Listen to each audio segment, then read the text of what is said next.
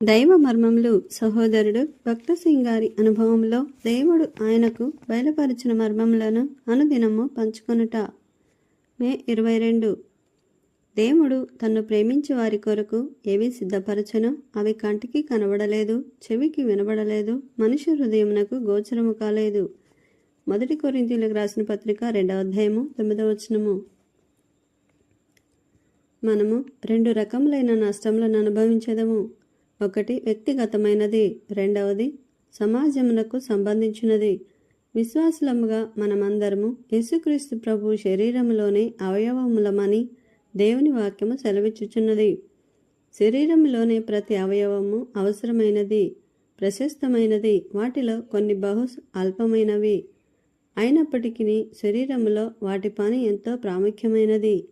ఒక్క అవయవము శ్రమపడినచో శరీరంలోని ప్రతి అవయవము దానితో పాటు శ్రమపడును. విశ్వాసులముగా మనము నష్టముతో కూడిన జీవితము, నిష్ఫల జీవితము జీవించినప్పుడు యేసుక్రీస్తు ప్రభు యొక్క సంఘమనేడి శరీరము కూడా దానిని అనుభవించును. మన నష్టము సర్వ సంఘము యొక్క నష్టమే.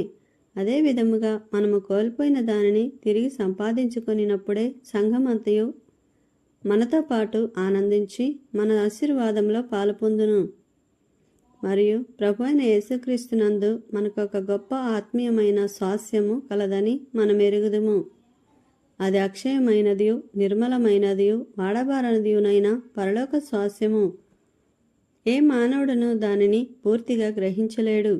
అది ఎంత గొప్పదనగా దాని విషయము దేవుని వాక్యమే ఇట్లనుచున్నది.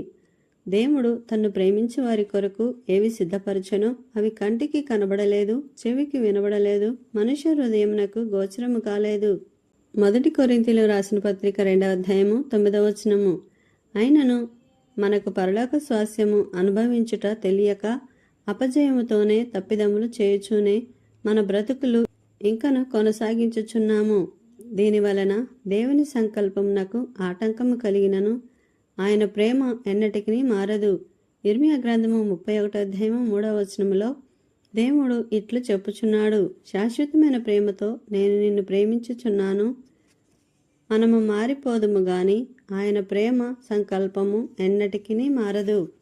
దేవుడు అబ్రహామునకు ప్రత్యక్షమై ఎంతో స్పష్టముగా అతనితో, నీ దేశమును, ఆస్తిని, నీ బంధువులను వదిలి నేను నీకు చూపించు దేశమునకు వెళ్ళుము అని చెప్పినప్పుడు అబ్రహాము విధేయుడయ్యను. అయితే తాను చేసిన ఒక చిన్న తప్పిదము వలన తన జీవితంలోనే ఎంతో గొప్ప నష్టము తెచ్చుకొనెను.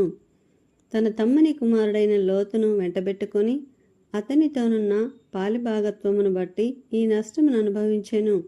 లోతును బట్టి దేవుడు అబ్రహాముతో మాట్లాడలేకపోయెను.